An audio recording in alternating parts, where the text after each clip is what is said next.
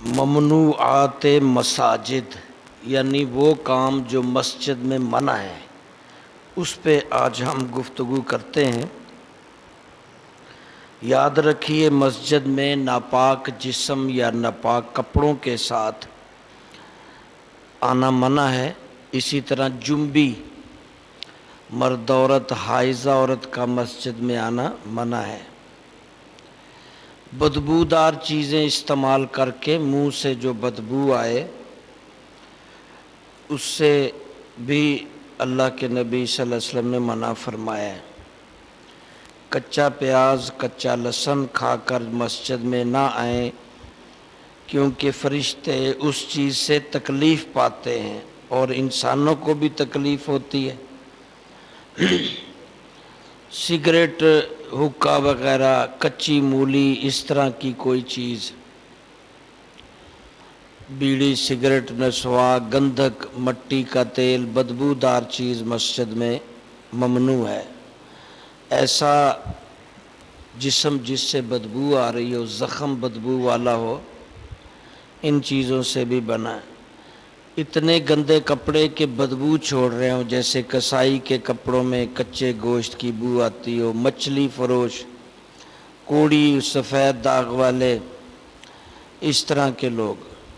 یہ بھی فرمایا نبی صلی اللہ علیہ وسلم نے کہ مسجد کو چھوٹے بچوں، پاگلوں اور خرید و فروخت، شرارتیں اور جھگڑا کرنے والے، اونچی بولنے والے، حدود قائم کرنے والے، لڑائی کرنے والے سے مسجد کو بچاؤ۔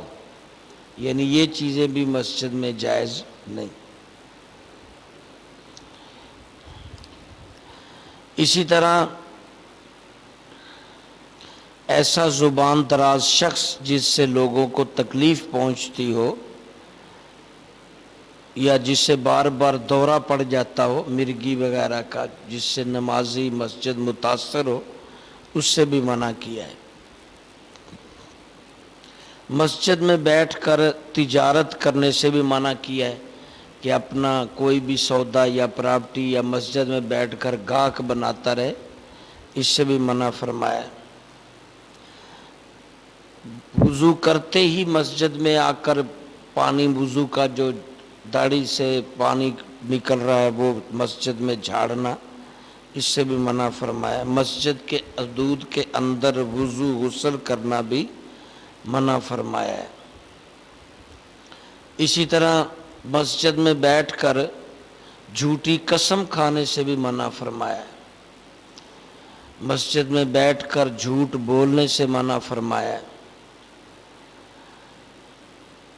گم شدہ چیز، یہاں نبی صلی اللہ علیہ وسلم کی حدیث مبارکہ ہے، مسجد میں گم شدہ چیز کے اعلان سے آپ صلی اللہ علیہ وسلم نے منع فرمایا، بلکہ بددعا بھی دی کہ تیری گم شدہ چیز نہ ملے اگر تو مسجد میں اعلان کرواتا پھرے۔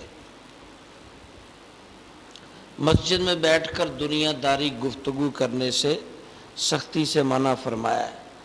یہ بھی فرمایا کہ دنیا داری گفتگو مسجد میں بیٹھ کر نیکیوں کو ایسے کھا جاتی ہے جیسے لکڑی کو آگ، یعنی نیکیاں ختم ہونا شروع ہو جاتی ہیں۔ ایک حدیث میں فرمایا کہ قیامت کے قریب ایسا زمانہ بھی آئے گا کہ لوگ مسجد میں دنیا کی باتیں کریں گے، لہٰذا تم ان کے پاس مت بیٹھنا، اللہ کریم کو ان کی کوئی پرواہ نہیں۔ یعنی اگر کوئی 2 لوگ یا 3 لوگ، کچھ لوگ مسجد میں دنیا کی باتیں، سیاست کی باتیں اس طرح کی کر رہے ہوں تو تم ان کے پاس نہیں بیٹھنا، سیپریٹ ہو جانا ہے۔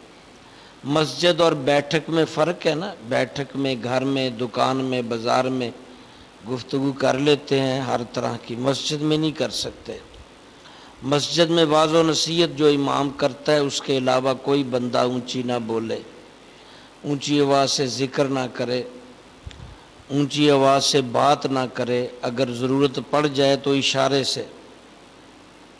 ہم تو یہاں جماعت کرا رہے ہوتے ہیں، بہت سے پیچھے بولتے ہیں، دیکھتے نہیں کہ قرآن تلاوت ہو رہی ہے، تراویح لوگ بول رہے ہیں پیچھے سے، بالکل گونگے مسجد میں ڈرتے ہوئے بیٹھے کہ یہ اللہ کا دربار ہے، یہاں بالکل نہیں بولنا، کوئی بہت ہی ضرورت ہے تو اشارے سے بات کر لے۔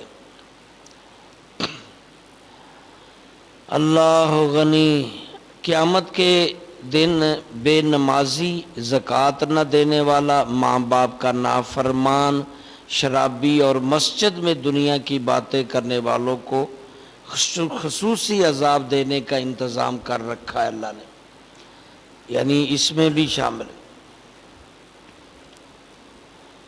حضرت عمر فاروق رضی اللہ نے دور خلافت میں مسجد میں اونچی بولنے والوں کے لیے کوڑوں کی سزا مقرر فرما رکھی تھی کہ جو مسجد میں اونچی بولے اسے کوڑے لگائے جائیں۔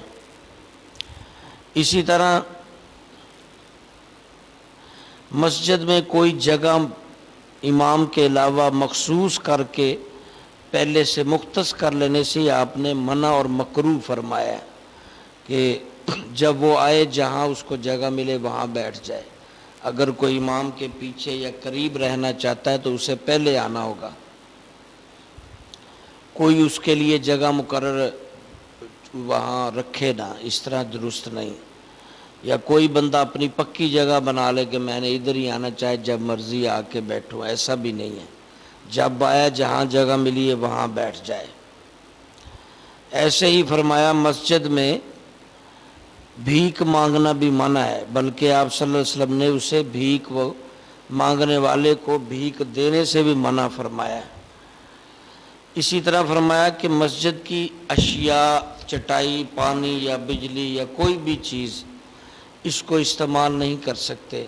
آپ صلی اللہ علیہ وسلم نے اس کو بھی اشیاء ضروریہ جتنی بھی مسجد کی چیزیں اس کو منع فرمایا۔ مسجد میں ہنسنا قبر میں اندھیرا لاتا ہے۔ مسجد کے ارد گرد یا شور کرنا، اونچی آواز سے سخت منع فرمایا۔ مسجد کے آس پاس پٹاخے چلانا، گانے باجے بجانا، ناچنا یہ کافروں کا شیوہ ہے۔ سیٹیاں بجانا یا اونچی آواز سے گانا لگانا مسجد کے دائیں بائیں آگے پیچھے، اس سے بھی سختی سے منع فرمایا ہے۔ اللہ عمل کی توفیق